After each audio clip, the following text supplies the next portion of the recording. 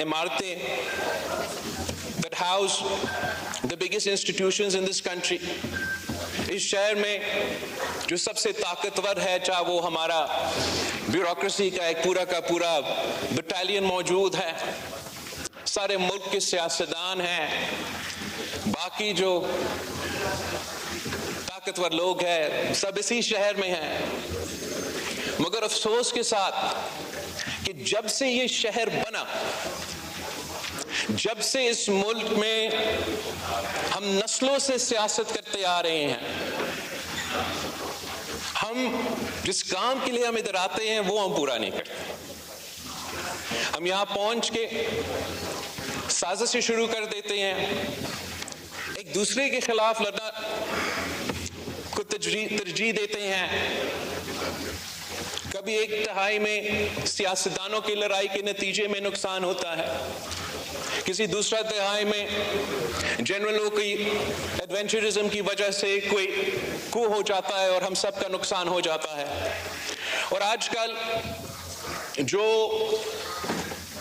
मुल्क में नफरत की सियासत अरूज पर है, जिस किस्म की तकसीम हमारा सियासत में आज मौजूद है, शायद हमारा तारीख में ऐसे हमने कभी नहीं देखा।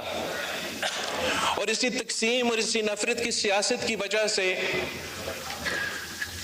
पाकिस्तान की अवाम जो इस वक्त मुआशी बहरान से गुजर रहे हैं, महंगाई, बेरोजगारी, गुर्बत से तंग है, हम नहीं सही तरीके उनका मदद कर सकते हैं। जिस तरीके से मुल्क के चारों कोने में लॉ एंड ऑर्डर के सूरत हाल मुश्किल होता जा रहा है, हम वो मिनिमम बैक कंसेंसस इस हाउस में पैदा भी नहीं कर सकते हैं कि अगर हमने अपने मुल्क का तहफ़्फ़ुज़ करना है, दहशत गर्दों का मुकाबला करना है, अपने अवाम को अमन दिलवाना है, तो क्या करना चाहिए।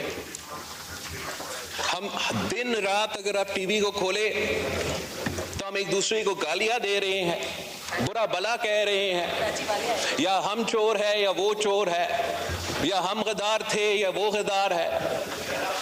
और हमें कहीं न कहीं कोई तरीका निकालना पड़ेगा कि हम अपना लड़ाइयाँ लड़ते रहें, मगर सियासत के दायरे में रह के।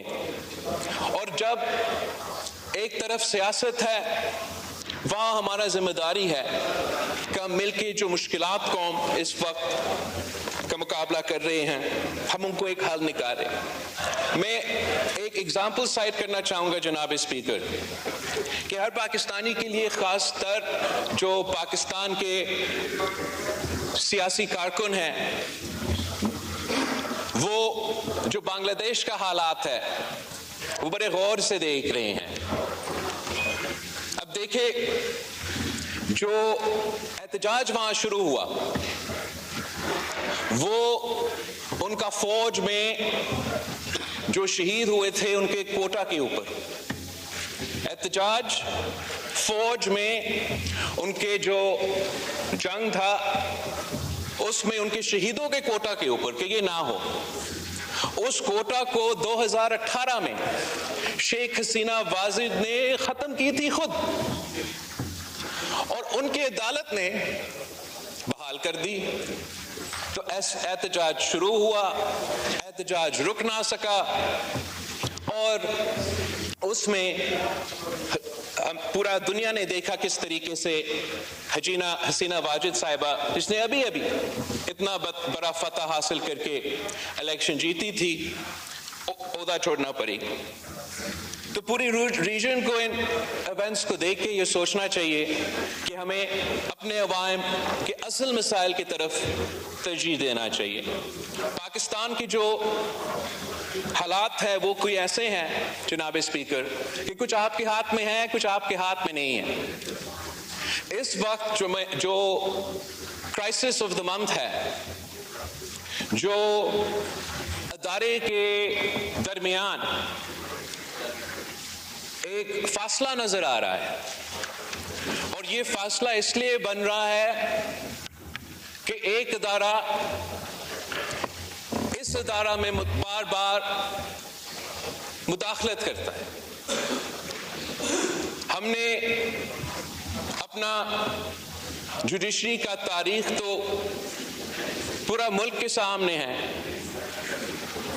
मगर हमने दुनिया का, जैसे अरशद नदीम साहब ने कोई गोल्ड का तारीख रकत की है, तो हमारा जुडिशरी ने भी जनाब स्पीकर वैसे वर्ल्ड रिकॉर्ड्स तोड़ दिए।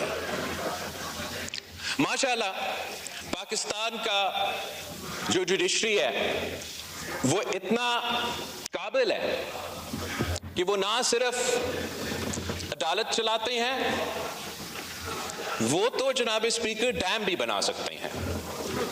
हमारा माशाल्लाह जनाब स्पीकर जुडिशरी इतना अहल, इतना कामयाब, इतना काबिल कि वो इंसाफ भी दिलवाते हैं, डैम भी बनाते हैं, और जनाब स्पीकर महंगाई का मुकाबला भी कर सकते हैं। वो तो समोसे और टमाटर की कीमत भी अदा कर सकते हैं, तय कर सकते हैं। हमारा जुडिशरी इतना जबरदस्त है जनाब स्पीकर कि मैं समझता हूं कि कोई जुडिशरी पूरी दुनिया में इनका मुकाबला नहीं कर सकती। हमारे यहां इतने बड़े बड़े सानिया हुए हैं, बड़े बड़े सानिया हुए हैं। मैं तो अपना पार्टी का और इस मुल्क के बारे में कहूं तो शहीद मोहतरमा बेनज़ीर भुट्टो का शहादत, कायदे अवाम शहीद जुल्फ़िकार अली भुट्टो का शहादत